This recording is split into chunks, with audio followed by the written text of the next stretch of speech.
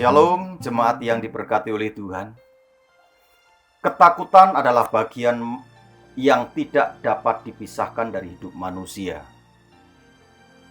Siapapun kita, tidak ada yang tidak memiliki rasa takut, karena memang banyak hal yang membuat orang mengalami ketakutan.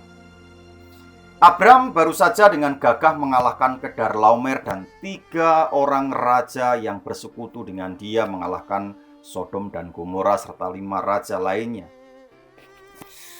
Dalam sebuah pertempuran, Abram gagah dalam Kejadian pasal 14. Tetapi kegagahan dari Abram itu kelihatannya tidak terlihat ketika ayat selanjutnya atau pasal selanjutnya di Kejadian pasal 15 ayat yang pertama.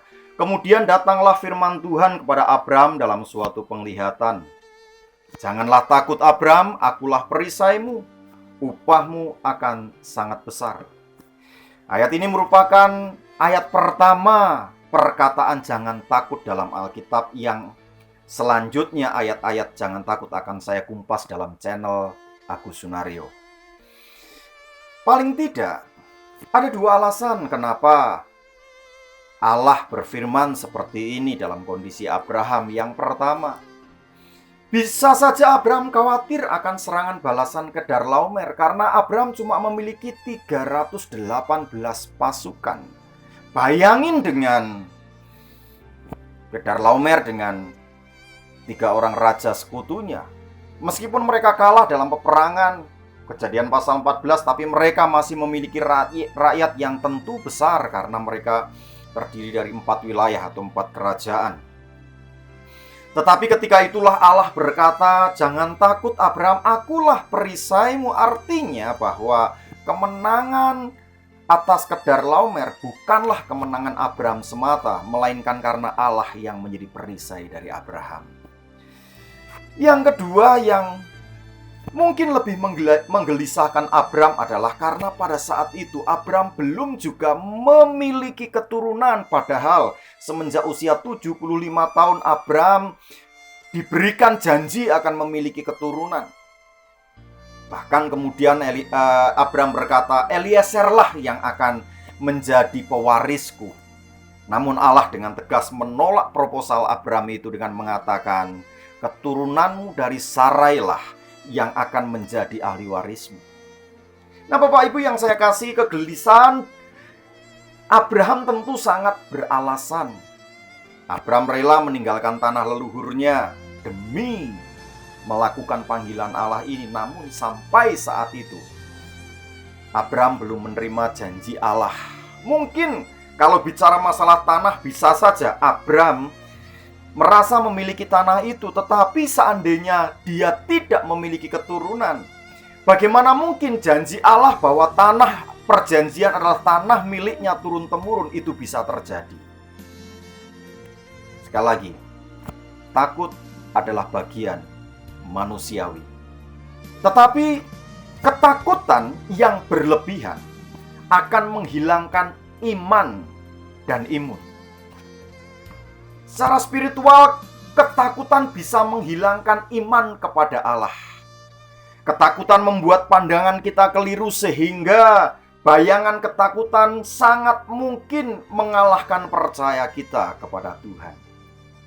Ketika iman kita lumpuh, maka pengharapan juga akan hilang.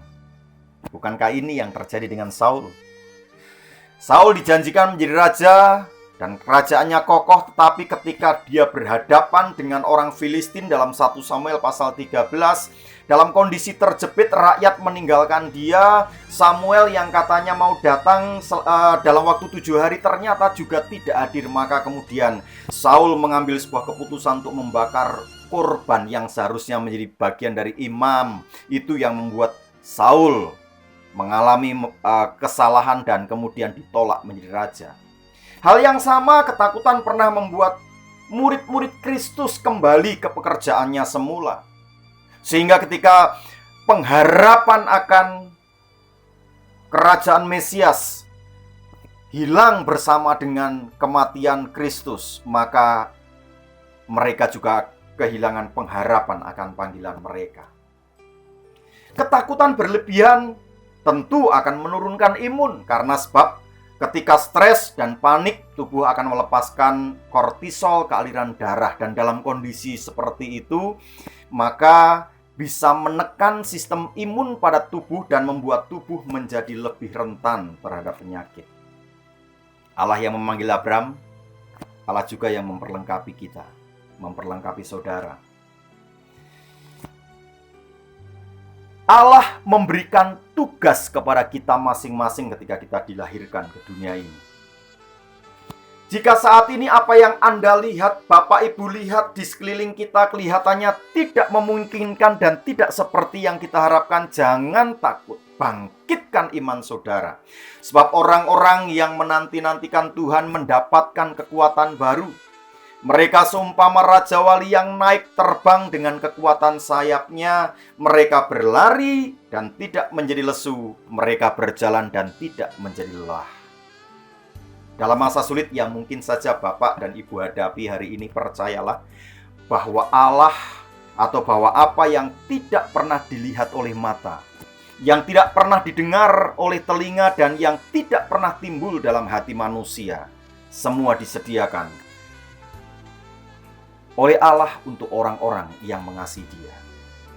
Kiranya kita semua dapat menyelesaikan seluruh panggilan dengan penuh harapan. Baik, Bapak Ibu, dalam beberapa hari ini saya akan berbicara secara berurut ayat yang mengatakan jangan takut ini. Tetap di dalam channel yang sama setiap harinya, channel Agus Sunaryo. Kita akan kupas tuntas tentang jangan takut ini sehingga hidup kita tidak dikuasai ketakutan. Selamat berjuang menjadi orang yang kuat. Tuhan memberkati.